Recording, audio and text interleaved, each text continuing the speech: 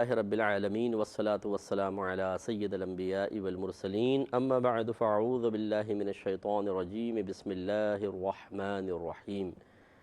الحمدللہ الہادی پروگرام میں مختلف احادیث کریمہ ذکر کی جا رہی ہیں جو احکامات پر مشتمل ہیں، جن میں کوئی نہ کوئی حکم پوشیدہ ہے، اور اس کی بنیادی وجہ آپ جانتے ہیں کہ اصل تو ہمارا الہادی پروگرام قرآنی موضوعات پر بنایا گیا ہے، تیار کیا گیا ہے۔ اس کا مقصود یہی ہے کہ قرآن سے زیادہ آگاہی حاصل ہو، تو ہم کسی قرآنی ٹاپک کا انتخاب کرتے ہیں اور اس کے متعلق آیات، پھر اگر کوئی حدیث ضروری سمجھتے ہیں وہ شامل کرتے ہیں۔ لیکن ابھی چونکہ قرآن کی ہی ان آیات پر ہمارا کلام چل رہا تھا جن میں اطاعت رسول صلی اللہ علیہ وسلم کی تلقین و ترغیب دی گئی ہے، حکم دیا گیا ہے، تو پھر مناسب محسوس ہوا کہ کچھ وہ حدیثیں بھی اس میں شامل کی جائیں کہ جو احکام پر مشتمل ہیں۔ وجہ اس کی یہ ہے کہ قرآن پاک میں بہت ہی مختصر سے احکام بیان کیے گئے ہیں، اجمالی طور پہ ان کا ذکر ہے، تفصیل نہیں ہے۔ حدیثیں زیادہ احکام پر مشتمل ہیں اور ان میں تفصیل بھی بیان کی گئی ہیں، تو معلوم یہ ہوا کہ صرف قرآن پڑھ کر مکمل طور پہ شرعی احکام پر اطلاع ناممکن ہے، حدیثیں پڑھنی ہوں گی۔ تو اس لیے یہ حدیثوں کا بیان اصل میں کوئی ہمارا یہ حدیث کا پروگرام نہیں ہے، یہ ہے قرآن کا، لیکن اس قرآنی حکم کی تکمیل ان احادیث کو جانے بغیر ممکن نہ تھی، اس لیے ہم نے کچھ حدیثیں شامل کرنا بہتر محسوس کیا۔ تو کئی پروگرام سے یہ بخاری اور مسلم کی روایت چل رہی تھی، اور اس کے آخری حصے پر ہمارا کلام چل رہا تھا۔ نبی کریم صلی اللہ علیہ وسلم نے 7 ہلاک کرنے والی چیزوں سے بچنے کا حکم ارشاد فرمایا، جن میں سے پہلی اللہ تبارک و تعالیٰ کے ساتھ شرک کرنا، دوسری جادو کرنا، تیسرا کسی جان کو ناحق قتل کرنا، چوتھا سود کھانا، پانچواں یتیم کا مال کھانا، چھٹا لڑائی کے موقع پر پیٹھ پھیر کر بھاگنا، اور ساتواں بھولی بھالی پاک دامن عورتوں پر تہمت لگانا۔ تو یہ 7 چیزیں ہیں، ان پر ہم نے کافی تفصیلی کلام کیا۔ لاسٹ جو ہمارا پوائنٹ تھا کہ بھولی بھالی عورتوں پر تہمت لگانا، الزام لگانا پاک دامن عورتوں پر، اس کی نازکی بھی میں نے بیان کی کہ ایک عورت پر اگر الزام لگے اور وہ بات عام ہو جائے، ہر ایک تحقیق کرتا نہیں ہے، ہر ایک تک تحقیق اور ثبوت پہنچتے نہیں ہیں، لیکن بدنامی بہت تیزی کے ساتھ پھیلتی ہے، اور پھر یہ ایسے مسلسل غم میں بدل جاتی ہے، ایک صدمے میں بدل جاتی ہے کہ جس کو روکنا خود الزام لگانے والے پر بھی اس کے لیے بھی ممکن نہیں رہتا۔ ہم بعض اوقات الزام لگا دیتے ہیں اور ہمیں خود اندازہ نہیں ہوتا کہ یہ بات کہاں تک پہنچ جائے گی۔ تو آج کل چونکہ سوشل میڈیا بہت ہی فعال ہو چکا ہے، تو وہ تیزی کے ساتھ بات پھیلتی ہے، اور پھر وہ اگر پھیلانے والا، سب سے پہلے عام کرنے والا تائب بھی ہو جائے، نادم ہو، شرمندہ ہو، تو وہ کچھ نہیں کر سکتا، کیونکہ اگر وہ کوئی اپنا رد ڈالتا بھی ہے، وضاحت ڈالتا بھی ہے، جتنے لوگوں نے الزام کو سنا ضروری نہیں ہے کہ وہ اس وضاحت کو بھی سن سکیں، نہیں پہنچتی بہت سو تک، تو بس یہ تو اپنے آپ کو ہلاک کرنے والی چیز ہے۔ اس لیے میں اپنے بھائیوں بہنوں کو، اور خصوصاً جو ہمارے نوجوان بچے اور بچیاں ہیں جو مطلب ہاتھوں میں موبائل لے کر ان کا مشغلہ یہ ہے، نہ کھائیں گے صحیح، نہ پئیں گے، نیندیں قربان کر رہے ہیں ان فضولیات کے لیے، اور وہ اپنے لیے رات دن انبار گناہ جمع کر رہے ہیں۔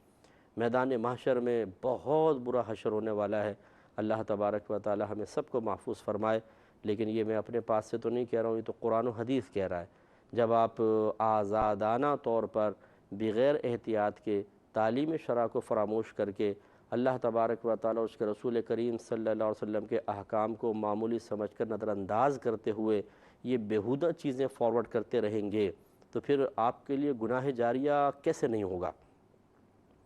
پھر میرے خاموش رہنے سے آپ کو کوئی فائدہ نہیں ہے، نہ میرے بولنے سے آپ کا نقصان۔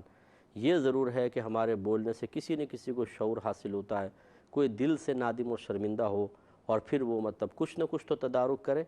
تو آپ نے اگر کوئی الزام لگایا ہے، تہمت لگائی ہے، تو آپ کے اوپر فرض بنتا ہے کہ آپ جتنے لوگوں کو وہ چیز فارورڈ کی تھی ان سب کو اب ایک اور اپنا میسج فارورڈ کریں، چاہے ویڈیو کلپ بنا کر کہ میں بڑی معذرت چاہتا ہوں، فلاں جو چیز تھی میں نے وہ غلطی سے آپ تک بھیجی، میں اس پہ اپنی کوتاہی کو تسلیم کرتا ہوں اور اللہ کی بارگاہ میں توبہ کرتا ہوں۔ میں آپ سے بھی گزارش کرتا ہوں اگر آپ نے آگے فارورڈ کی ہے تو فوراً سے پیشتر اس کو روکیں اور لوگوں کو منع کریں، کیونکہ اب یہاں تو شاخیں ہیں نا،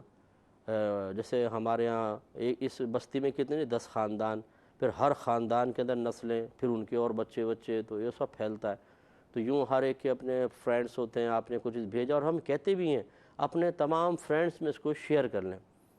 وہ بھی سعادت مند بچہ سامنے بیٹھا ہوتا ہے، اچھا جی جو حکم سرکار کا وہ بھی فوراً فارورڈ کرتا ہے۔ پہلے 100 کے پاس آپ نے بھیجا، ہر 100 کے 50-40 بچے جمہورے ہوتے ہیں، وہ ان کو بھیجتے ہیں اور کئی ہزاروں تک چیز بلکہ لاکھوں تک پہنچ جاتی ہے۔ اس لیے بہرحال آپ کو تدارک کرنا پڑے گا۔ اور ضمناً یہ بھی عرض کر دیتا ہوں کہ اگر کوئی ایسا کیا ہے تو جن کے ساتھ کیا ہے ان سے معافی مانگنا ضروری ہے۔ اور وہ معافی یوں نہیں کہ آپ ایک میسج لکھیں، دیکھیں جی مجھ سے غلطی ہوگی معاف کر دیں، اور آپ نے بٹن دبایا اور سوچا چلو جی میں نے تو اپنا کام کر لیا۔ نہیں، ایسی معافی قابل قبول نہیں ہوتی۔ آپ کو ان سے ٹائم لے کر ان کے سامنے جا کر معافی مانگنی ہوگی۔ اور اگر آپ دور ہیں تو پھر کوئی ویڈیو میسج چھوڑیں یا کال کریں ان کو کہ جی مجھ سے غلطی ہوئی، آپ مجھے معاف کر دیں، تاکہ ذلت محسوس ہو نفس کو۔ ہم غلط کام کر لیتے ہیں، پھر اپنے نفس کو یہ ناک بھی اونچی رکھنا چاہتے ہیں کہ نفس کہتا ہے بھئی میں نے غلط کام تو کیا ہے، لیکن دیکھو ذلت میں پسند نہیں کروں گا، ہاتھ جوڑنا کسی کے سامنے بیٹھ کے سوری کرنا، یہ میں نہیں کروں گا۔ ہم کہتے ہیں جی لبیک حکم، سر آپ بے فکر رہیں، میسج کر دیتے ہیں، خالی ہم میسج کر دیتے ہیں، نفس کہتا ہے ہاں میں اس پہ راضی ہوں۔ یہ تو نہیں، آپ کو ہمیں اپنے نفس کو ذلیل کرنا پڑے گا۔ اس کا طریقہ یہ ہے کہ سامنے معافی مانگے۔ اب اگر سامنے والا معاف کر دے تو بہت اچھی بات ہے، نہ کرے تو یہ اس کو حق حاصل ہے، وہ کرے یا نہ کرے مرضی ہے اس کی۔ تو اب ہمیں مطلب اور زیادہ خوفزدہ ہونا چاہیے کہ جو آج راضی نہیں ہو رہا میدان معاشر میں کیسے ہوگا، اور وہاں تو ہماری نیکیاں نکال لے گا۔ تو اب اس کا طریقہ پھر شریعت یہ دیا ہے کہ آپ اس کے لیے دعائے بخشش و مغفرت کرتے رہیں، یعنی پیٹھ پیچھے جو بھی آپ نیکی کریں، جو بھی فرض، واجب، سنت، نفل، یہ ارادہ رکھیں یا بار بار کہہ دیا کریں کہ اللہ تعالیٰ اس کا ثواب فلاں کو بھی پہنچ جائے، یعنی اس شخص کو بھی پہنچائیں۔ کوشش کریں اس کے لیے کوئی ثواب جاریہ کر لیں، کوئی سبیل بنا دی، کوئی کنواں کھدوا دیا، کوئی مسجد میں چندہ دے دیا، نیت یہ کریں کہ اس کے لیے ثواب جاریہ ہو جائے۔ اس کا فائدہ پھر یہ ہوگا کہ جب یہ آخرت میں آئے گا تو انشاءاللہ اللہ تبارک و تعالی یہ آپ کے احسانات ہیں، ان احسانات کا بدلہ آپ کو اس صورت میں دلوا دے گا کہ وہ آپ سے راضی ہوگا۔ لیکن جو ہم نے جرم پر ڈھٹائی والا معاملہ جو اختیار کر رکھا ہے، ارے دیکھی جائے گی یار، میں جا کے معافی مانگوں، ٹھیک ہے کر لیا، ٹھیک ہے غلط ہے، مجھے کیا ضرورت ہے۔ یہ جو ہم ڈھٹائی والا معاملہ کرتے ہیں، یاد رکھیں کہ یہ شیطان کا طریقہ تھا اور ہے، یہ مومن کا طریقہ نہیں ہے۔ میرے آقا صلی اللہ علیہ وسلم ارشاد فرماتے ہیں جو معافی طلب کرتا ہے اللہ تبارک و تعالیٰ اس کی عزت میں ہی اضافہ فرماتا ہے، عزت آپ کی بڑھے گی۔ شیطان کو اللہ تعالیٰ نے حکم دیا سجدہ کرو، آدم علیہ السلام کو، وہ دلیلیں دینے لگا، نہیں کیا سجدہ، گردن اکڑا کر رکھی، تکبر کیا، اللہ نے اسے ایمان کا لباس چھین لیا۔ وہ اللہ کی بارگاہ میں بڑا مقرب تھا، یہ اللہ کا مقرب بندوں میں شمار ہوتا تھا جن، تو اللہ تعالیٰ نے اس سے وہ تمام نعمتیں چھین لیں اور اسے قیامت تک کے لیے کافر کر دیا اور راندہ درگاہ کر دیا۔ اب یہ آپ کے سامنے، تو ہمیشہ یاد رکھیں کہ اکڑنا پکڑنا یہ بالکل غلط چیز ہوتی ہے، عاجزی اختیار کریں۔ غلطی سب سے ہو جاتی ہے، مجھ سے بھی ہو سکتی ہے، آپ سے بھی ہو سکتی ہے، ہو جائے تو ہمیں بالکل بڑے پن کے ساتھ معافی مانگنی چاہیے، ورنہ اس طریقے سے راضی کرنے کی کوشش کریں۔ ڈھٹائی والا معاملہ یہاں نہیں چلتا ہے۔ ایک مزید روایت دوسرے موضوع سے متعلق اب آگے چلتے ہیں، بخاری و مسلم کی روایت ہے۔ حضرت ابن عمر رضی اللہ تعالی عنہما سے روایت ہے کہ رسول اللہ صلی اللہ علیہ وسلم نے اس بات سے منع فرمایا کہ قرآن کریم کے ساتھ دشمن کی سرزمین کی طرف سفر کیا جائے۔ تو یہ پہلے دور کے اعتبار سے تھا یقیناً، کہ مراد یہی ہے کہ اگر آپ وہاں پہ جائیں گے اور دشمن ہوں گے تو وہ قرآن کو چھین لیں گے آپ سے اور قرآن کی بے حرمتی کریں گے۔ اس لیے خلاصہ بھی یہی نکلا کہ کسی بھی ایسے مقام پر قرآن عظیم کو لے جانا کہ جہاں آپ کو غالب گمان ہے کہ قرآن کی بے حرمتی کی جائے گی، بدتمیزی کی جائے گی، اس کے ساتھ بے ادبی کا معاملہ کیا جائے گا، وہاں نہ لے کے جائیں۔ چنانچہ بعض لوگ اپنے سامان میں ہینڈ کیری جو ہوتی ہے اس میں قرآن پاک رکھ کے لے کے جاتے ہیں، تو بعض اوقات کسٹم وغیرہ پہ، یہاں تو نہیں، باہر کے ملکوں میں پھر وہ تو توجہ نہیں ہوتی نا، بعض اوقات معاذ اللہ جوتوں کے ساتھ قرآن رکھ دیتے ہیں، وہ اس طرح اٹھا کے وہ پھینکا جاتا ہے۔ مناسب نہیں ہے کہ اس طریقے سے قرآن عظیم کو لے کے جائیں۔ یہ اب جو آپ لیگیج اگر کروائیں گے اس میں بھی بدتمیزی ہوتی ہے، تو ہاتھ میں اگر لے کے جائیں تو بڑی احتیاط کے ساتھ انہیں بتائیں کہ جی ہماری یہ ہولی بک ہے اور اس کی ذرا کیئر کریں وغیرہ وغیرہ، لیکن کوئی نہ کوئی انتظام کر کے رکھیں، بدتمیزی نہیں ہونی چاہیے ورنہ پھر ہم بھی گنہگار ہو سکتے ہیں۔ اور خصوصاً یہ جب صحابہ کرام جنگ کے لیے تشریف لے جاتے تھے تو وہاں تو ہر قسم کے معاملات ہو سکتے ہیں، کبھی دشمن غالب، کبھی مسلمان حاوی، تو قرآن پاک کے ساتھ بے حرمتی کے زیادہ امکانات تھے، اس لیے میرے آقا صلی اللہ علیہ وسلم نے منع فرمایا، ہمیں اس پر توجہ کرنی چاہیے۔ آگے حدیث ایک دیکھیں، یہ 3-4 حدیثیں ایک ہی موضوع سے متعلق، پہلے میں بیان کرتا ہوں پھر اس پہ کلام کریں گے۔ حضرت ام سلمہ رضی اللہ تعالی عنہا سے روایت ہے کہ رسول اللہ صلی اللہ علیہ وسلم نے ارشاد فرمایا کہ جو شخص چاندی کے برتن میں پیتا ہے وہ اپنے پیٹ میں جہنم کی آگ بھرتا ہے۔ تو مراد یہ ہے کہ دیکھیں زیور کے سلسلے میں تو آگے بھی روایت آ رہی ہیں، سونا پہننا مرد کے لیے بالکل منع ہے، چاندی وہ پہن سکتا ہے، وہ بھی ایک انگوٹھی 4.5 ماشا سے کم وزن کی ہو اور اس میں نگ لگا ہونا شرط ہے۔ نگ چاہے کتنے وزن کا ہو لیکن جو حلقہ ہے وہ 4.5 ماشا سے زیادہ وزن کا نہیں ہونا چاہیے۔ لیکن اب بطور برتن اس کو استعمال کرنا یہ منع ہوتا ہے، چاندی وغیرہ بالکل نہیں استعمال کر سکتے، سونا چاندی کے برتن کا استعمال منع ہے۔ تو لہٰذا اب سرکار نے ارشاد فرمایا جو چاندی کے برتن میں پیتا ہے وہ اپنے پیٹ میں جہنم کی آگ اتار رہا ہے۔ تو اس لیے خاص طور پہ کوئی بڑی تقریبات میں جیسے بعض لوگ جاتے ہیں وہاں ایسا ہو سکتا ہے کہ چمچے وغیرہ یہ سونے کے یا چاندی کے رکھے ہوں، بہت ہی جو مطلب شیوخ وغیرہ کے پاس جا رہے ہیں باہر کے ملکوں میں اور بڑی گیدرنگ ہوتی ہیں تو ان میں احتیاط کرنی چاہیے کہ اس طرح کی کوئی چیز استعمال نہ کی جائے اگر آپ کبھی جاتے ہیں تو۔ اور مسلم کی ایک روایت میں ہے کہ بے شک وہ شخص جو سونے اور چاندی کے برتن میں کھاتا پیتا ہے وہ جہنم کی آگ پیٹ میں بھرتا ہے۔ اس میں سونا اور چاندی دونوں کو شامل فرمایا۔ یوں ہی بخاری و مسلم کی روایت ہے کہ حضرت حذیفہ رضی اللہ تعالی عنہ کہتے ہیں نبی کریم صلی اللہ علیہ وسلم نے ہمیں منع فرمایا ریشم اور دیباج کے استعمال سے، یہ دونوں ریشم ہیں، اور سونے چاندی کے برتن میں پینے سے، اور آپ نے یہ ارشاد فرمایا کہ یہ دنیا میں کافروں کے لیے ہیں اور آخرت میں تمہارے لیے ہوں گے۔ تو لہٰذا سونے چاندی کے برتن اور ریشم، میں نے پچھلے پروگرام میں بھی عرض کیا تھا، مومن کے لیے استعمال بالکل منع کر دیا گیا ہے، ان چیزوں سے بچیں، اور خصوصاً برتنوں کا استعمال سونے چاندی کا شرعاً بالکل جائز نہیں ہے۔ اور بخاری مسلم کی ایک اور روایت ہے، حضرت حذیفہ رضی اللہ تعالیٰ عنہ بیان کرتے ہیں کہ میں نے رسول اللہ صلی اللہ علیہ وسلم کو فرماتے ہوئے سنا کہ تم ریشم اور دیباج مت پہنو اور نہ سونے چاندی کے برتن میں پیو اور نہ ان کے پیالوں میں کھاؤ۔ حضرت انس بن سیرین بیان کرتے ہیں کہ میں حضرت انس بن مالک رضی اللہ تعالیٰ عنہ کے ساتھ مجوس کے چند افراد کے پاس بیٹھا ہوا تھا کہ اس عرصے میں چاندی کے ایک برتن میں کوئی میٹھی چیز لائی گئی تو آپ نے اسے تناول نہیں فرمایا۔ آپ سے کہا گیا کہ ان سے کہا گیا کہ اسے دوسرے برتن میں ڈلوا لیں، چنانچہ انہوں نے اسے لکڑی کے برتن میں ڈلوایا، پھر آپ کے پاس لایا گیا اور آپ نے اسے تناول فرمایا۔ یہ بہقی کی روایت ہے۔ تو یہ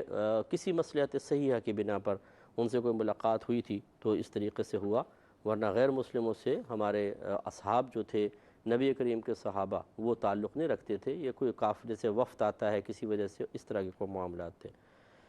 تو یہ معلوم یہ ہوا کہ سونے اور چاندی کے برتنوں کا استعمال یہ کوئی قابل فخر بات نہیں ہے۔ بعض لوگ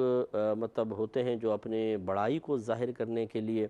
دکھانا زیادہ مقصود ہوتا ہے، وہ اس طرح کی حرکات کرتے ہیں، شادی بیاہ میں اس طرح کے برتن وغیرہ ڈال دیے، کچھ ایسا کر دیا، یا ڈیکوریشن پیسز لگا دیے، یہ سونے کا بنا ہوا ہے، چاندی کا بنا ہوا ہے، یہ بالکل صحیح نہیں ہے، ان چیزوں سے اجتناب کرنا چاہیے۔